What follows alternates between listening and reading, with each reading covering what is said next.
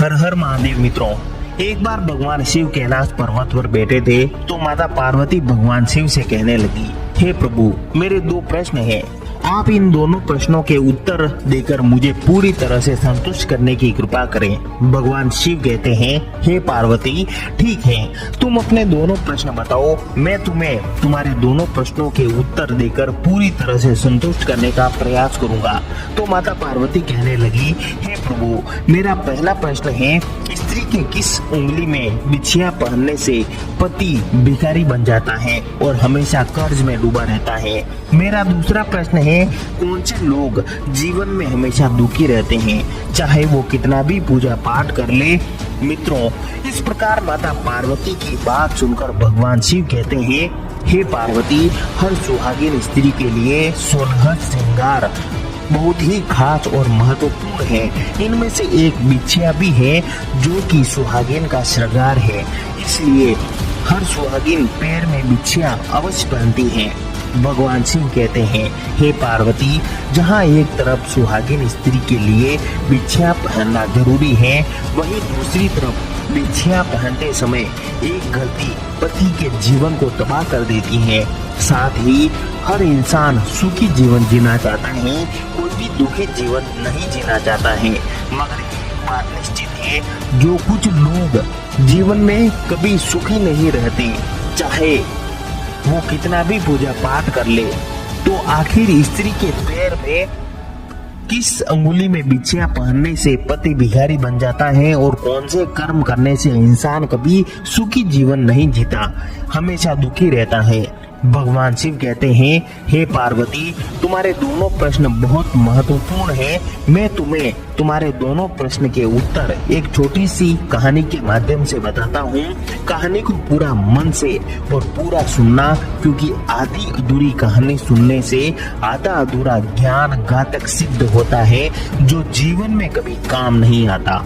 माता पार्वती कहती हैं, प्रभु, मैं आपको वचन देती हूँ, जब तक आप कहानी सुनाएंगी, मैं कहानी को पूरा मन से सुनूंगी।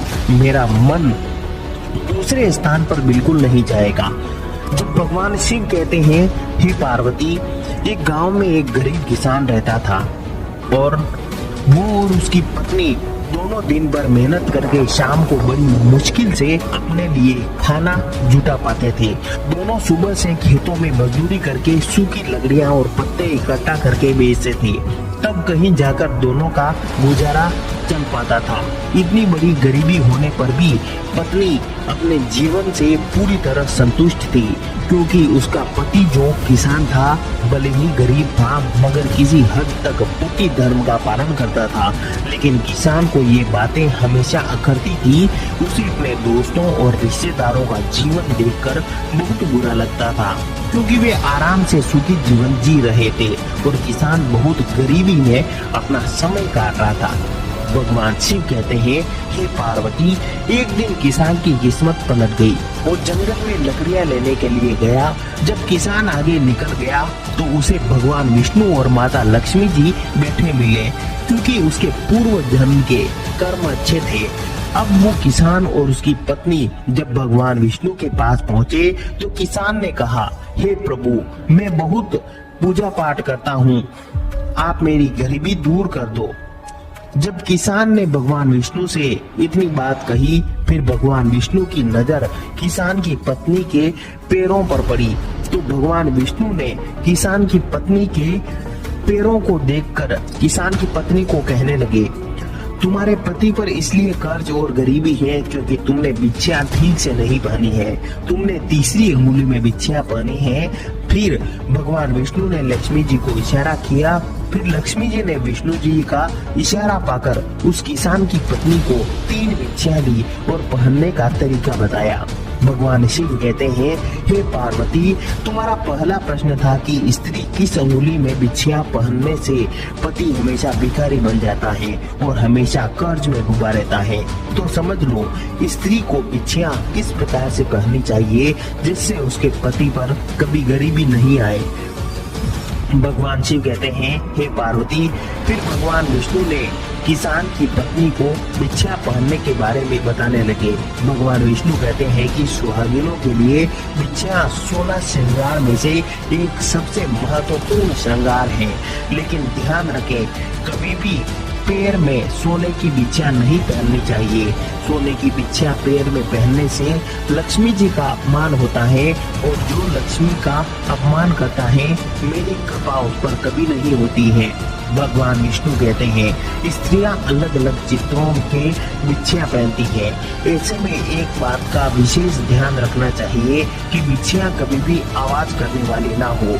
यदि बिछिया आवाज करने वाली होगी तो समझ लो पति पर हमेशा कर्ज बढ़ेगा और वो जीवन भर कर्ज से मुक्त नहीं हो पाएगा। बिछिया हमेशा अंगूठे के बगल वाली उंगली में पहननी चाहिए। अगर कोई स्त्री किसी और अंगुली में भी बिछिया पहनना चाहती है तो बिल्कुल पहन सकती है, लेकिन इस बात का विशेष ध्यान रखें कि बीच वाली उंगली गलती से भी खाली न छोड़ें, क्योंकि अंगूठे के पास वाली उंगली की वजह से पति को आर्थिक संकट का सामना करना पड़ता है। कि बीच वाली उंगली गलती से भी खाली न छोड़ें, क्योंकि अंगूठे के पास वाली उंगली की वजह से पति को आर्थिक संकट का सामना करना पड़ता है।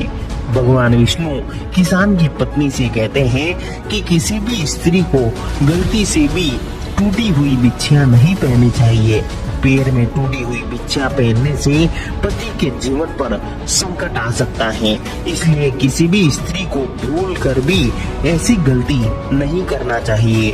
भगवान विष्णु किसान की पत्नी को अंत में बहुत ही महत्वपूर्ण बात बताते हुए कहते हैं कि किसी भी स्त्री को कभी भी अपनी बिछिया किसी को मांगने पर नहीं देनी चाहिए, क्योंकि जो बिछिया मांगने पर देते हैं उसके पति को आर्थिक नुकसान का सामना करना पड़ता है और हमेशा गरीबी से घिरा रहता है। उसके जीवन में हमेशा दुख रहता है, वो चाहकर भी दुखों से नहीं उबर पाता है। इसलिए कभी भी किसी स्त्री को अपने पैरों में पहनी हुई बिछिया किसी को नहीं देना चाहिए। भगवान शिव कहते हैं, हे पार्वती, इस प्रकार किसान की पत्नी ने विष्णु की बातों को गहनता से समझा और ठीक ढंग से अपने पैरों में बिछिया धारण की। उसके बाद जब किसान और उसकी पत्नी वापस लकड़ियां लेने जा रहे थे तो आगे उन्होंने देखा कि एक बहुत बड़ी गुफा है। उस गुफा में अंधेरा था। फिर वो किसान जैसे तैसे गुफा के अंदर प्रवेश किया। जब वो किसान गुफा के अंदर प्रवेश किया तो उसकी आंखें फटी रह गई।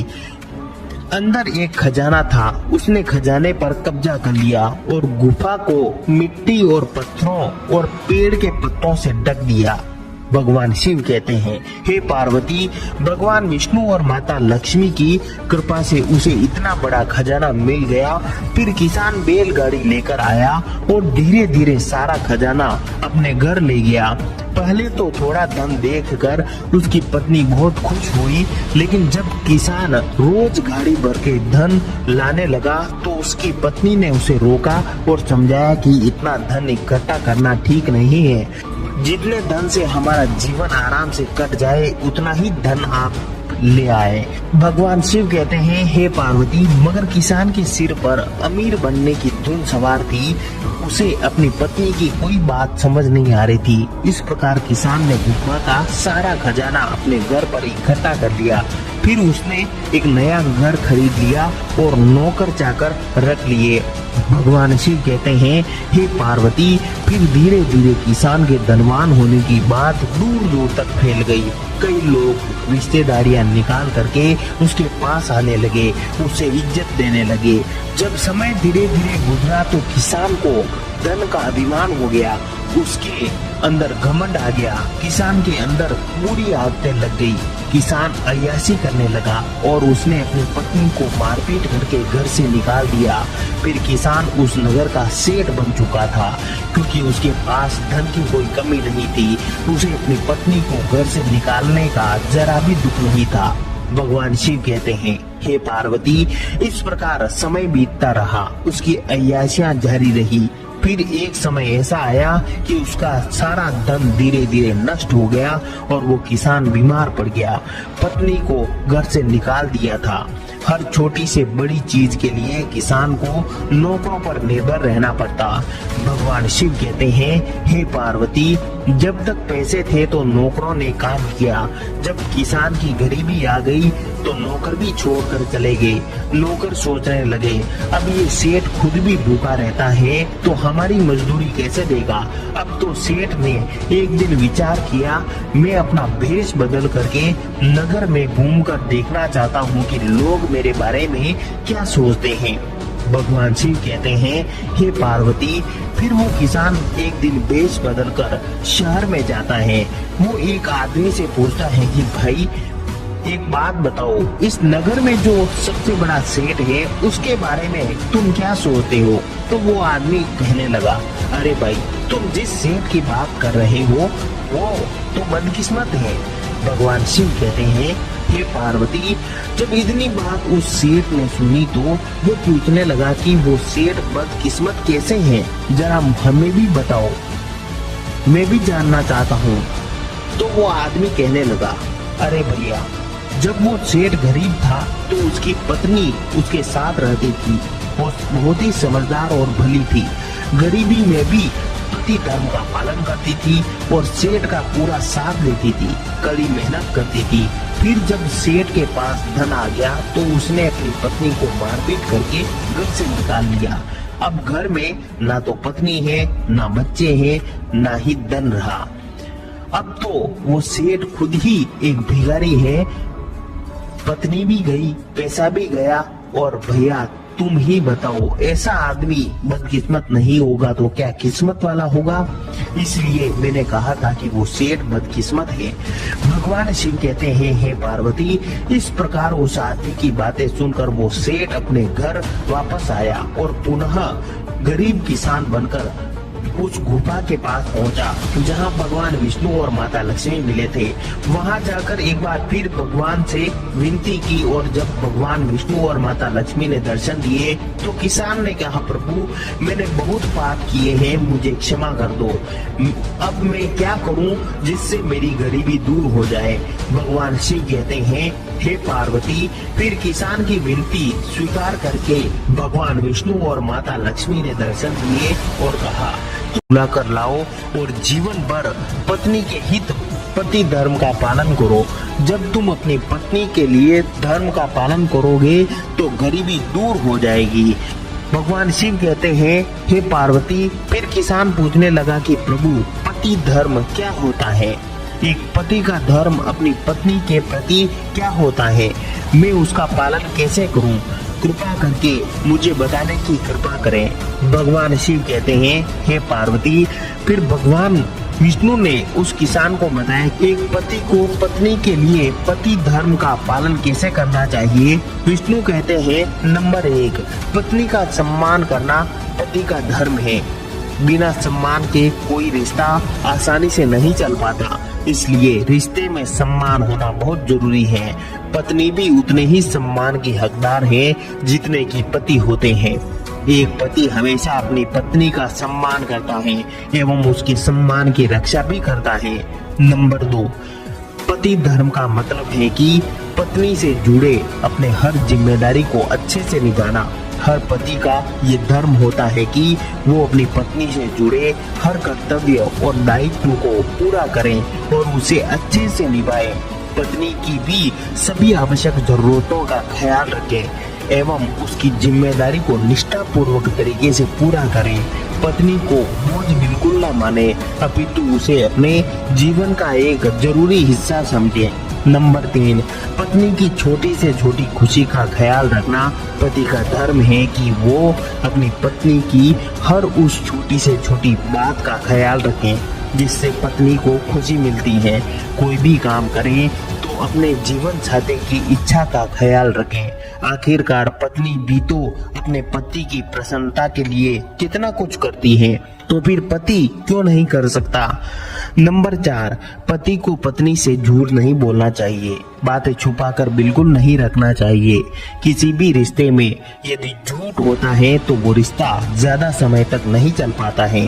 यही बात पति पत्नी के रिश्ते में भी लागू होती है। पति को अपनी पत्नी से झूठ नहीं बोलना चाहिए, ना ही उसे किसी तरह की बातें छुपानी चाहिए। एक दूसरे के प्रति ईमानदारी और भरोसा ही रिश्ते की नींव को मजबूत बनाता है। नंबर 5, पति की जिम्मेदारी है कि हर परिस्थिति में वो अपनी पत्नी का साथ दे। पति का धर्म है कि वो अपनी पत्नी की हर परिस्थिति में उसका साथ दे। पत्नी के सुख दुख का ख्याल रखना, उन्हें भावनात्मक तौर पर सहयोग करना ही पति का सच्चा धर्म है। शादी में लिए 7 वचनों को निभाना पति का कर्तव्य होता है और पत्नी का साथ देना भी उस वचन का एक हिस्सा है। नंबर 6, पत्नी के अलावा किसी गैर औरत के साथ कभी संबंध नहीं बनाना चाहिए। पति को अपनी पत्नी के अलावा किसी गैर महिला के साथ में रिश्ता नहीं बनाना चाहिए। ये बिल्कुल गलत है। पति पत्नी के रिश्ते में ईमानदारी होना बेहद जरूरी है और ये एक हक किसी भी पति को नहीं कि वो अपनी पत्नी के साथ धोखा करे। वैवाहिक रिश्तों में पति पत्नी के अलावा किसी तीसरे इंसान की मौजूदगी बिल्कुल भी सही नहीं है और ना ही समाज इसे स्वीकारता है। नंबर 7, एक अच्छा पति अपनी पत्नी का अच्छा मार्गदर्शक होता है और अपनी पत्नी के पति पत्नी के बहुत सारे कर्तव्य होते हैं जिसे हर पति को खुशी खुशी निभाना चाहिए। सबसे जरूरी बात है कि एक पति को अपनी पत्नी का अच्छा मार्गदर्शन होना चाहिए। आखिर पत्नी को अच्छी सलाह देना भी तो एक पति धर्म है। नंबर 8, अपनी पत्नी से प्यार करना हर पति का धर्म है। हर पत्नी ये चाहती है कि उसका पति उससे बहुत प्यार करे और ऐसा सोचने पर कोई बुराई नहीं है। पत्नी अपने पति के प्यार की भूखी होती है। उसे अपने पति से प्यार के अलावा और कुछ नहीं चाहिए। हर पति का ये अहम कर्तव्य है कि वो अपनी पत्नी से प्यार करे और उसकी इज्जत करे। नंबर 9, पत्नी की देखभाल करना पति की जिम्मेदारी होती है। एक पत्नी अपने घर परिवार और पति का कितने अच्छे से ख्याल रखती है। बिना खुद के बारे में सोचे बिना पति का भी ये धर्म होता है कि वो अपनी पत्नी की देखभाल करे, उसकी मदद करे। आखिर पत्नी भी तो इंसान है, प्यार सबको चाहिए होता है। अपनी पत्नी का ध्यान रखना, उसकी देखभाल करना हर पति की जिम्मेदारी होती है। नंबर 10, विश्वास की डोर से अपने रिश्तों को बांधे रखना एक अच्छे पति की निशानी है। वैवाहिक रिश्तों को निभाने में जितना प्रयास पत्नी का होता है उतना ही पति का भी होना चाहिए। पति को कभी भी अपनी पत्नी का विश्वास नहीं तोड़ना चाहिए। एक अच्छा पति ऐसा कुछ नहीं करता जिससे उसका रिश्ता टूटने की कगार पर आ जाए। नंबर 11, एक अच्छा पति अपनी पत्नी को बिल्कुल भी प्रताड़ित नहीं करता है। पत्नी को प्रताड़ित या उससे ताना मारना पति का धर्म बिल्कुल भी नहीं है। अगर कोई पति अपनी पत्नी के साथ ऐसा व्यवहार करता है तो उसे सजा मिलनी चाहिए और इसकी सजा ये होती है कि उसके जीवन में इतने दुख आते हैं कि वो जीवन भर कभी दुखों से उबर नहीं पाता है। नंबर 12, पत्नी की बात मानना पति का धर्म है। भगवान विष्णु कहते हैं कि जो लोग ऐसा कहते हैं कि जो पत्नी का सम्मान करते हैं, जो पत्नी की बात मानता है, लोग उसे जोरू का गुलाम कहते हैं, जो कि बिल्कुल गलत है। ऐसा कहने वालों को निश्चित ही उसका फल भोगना ही पड़ता है। उनके जीवन में कभी सुख के पल नहीं आते। एक पति के लिए पत्नी से अच्छा शुभ चिंतक दूसरा कोई नहीं होता है। पत्नी भी कभी अपने पति का बुरा नहीं चाहेगी। ऐसे में उसके लिए दिए गए सुझावों को जरूर सुनना चाहिए। नंबर 13, पत्नी वत्ता पति कभी भी अपनी पत्नी की तुलना किसी भी महिला के साथ नहीं करता है। अपनी पत्नी की तुलना कभी भी किसी पराई स्त्री के साथ नहीं करनी चाहिए। यही पति का धर्म है। किसी भी पति को अपनी पत्नी में खामियां नहीं निकालनी चाहिए। वो जैसी है उन्हें वैसा ही स्वीकार करना चाहिए। हर किसी को सोच समझकर बनाया गया है और जिसे जैसा बनाया है उसे बहुत अच्छा बनाया है। पति की जिम्मेदारी होती है कि वो अपनी पत्नी का सम्मान करे, ना कि उसे नीचा दिखाए। भगवान शिव कहते हैं कि हे पार्वती, इस प्रकार उस किसान ने जीवन भर पति के कर्तव्यों का पालन करने का वचन दिया और वहाँ से चला गया। भगवान शिव कहते हैं, हे पार्वती, तुम्हारा दूसरा प्रश्न था कि कौन से लोग हमेशा जीवन में दुखी रहते हैं, चाहे वो कितना भी पूजा पाठ कर ले। तो समझ लो, जो पुरुष अपनी पत्नी का पति धर्म का पालन नहीं करते वो हमेशा दुखी रहते हैं, चाहे वो कितना भी पूजा पाठ कर ले। जैसा कि ये किसान जब गरीब था तो किसी हद तक पति धर्म का पालन करता था, अपने कर्तव्यों का निर्वहन करता था। जब धन अधिक हो गया तो पैसों के घमंड में अपने बड़े सबको भूल गया, यहाँ तक कि अपनी पत्नी को भी उनसे निकाल दिया और पत्नी की कदर नहीं करने लगा। फिर पत्नी की बेकदर करने की वजह से एक दिन ऐसा आया कि वो पूरा भिखारी बन गया, 1 रुपए के लिए तरसने लगा। और जब उसने पत्नी से माफी मांग करके उसे बुला कर लाया और पति धर्म का पालन करने लगा तो पूरा धनवान हो गया और अपनी पत्नी के साथ खुशी खुशी रहने लगा। इसलिए अंत में इतना कहना चाहूंगा कि जो मनुष्य पति धर्म का पालन करते हैं, अपने कर्तव्यों का अपनी पत्नी के लिए ठीक से निर्वहन करते हैं, उनके घर में सुख शांति रहती है और जहाँ सुख शांति रहती है वहाँ माँ लक्ष्मी का वास होता है।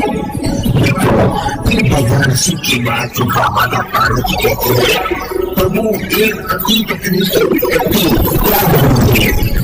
आप मुझे बताओ, मैं भी समझ लूं कि आप मुझसे कितना प्यार करते हैं। तो भगवान शिव ने जो बातें भगवान विष्णु ने उसके सामने बताई थी वो पुनः पार्वती के सामने ले आते हैं। लेकिन इस प्रकार महादेव ने अपने धर्म का पालन करना बताया कि एक पति को किस प्रकार पत्नी के हित में पति धर्म का पालन करना चाहिए।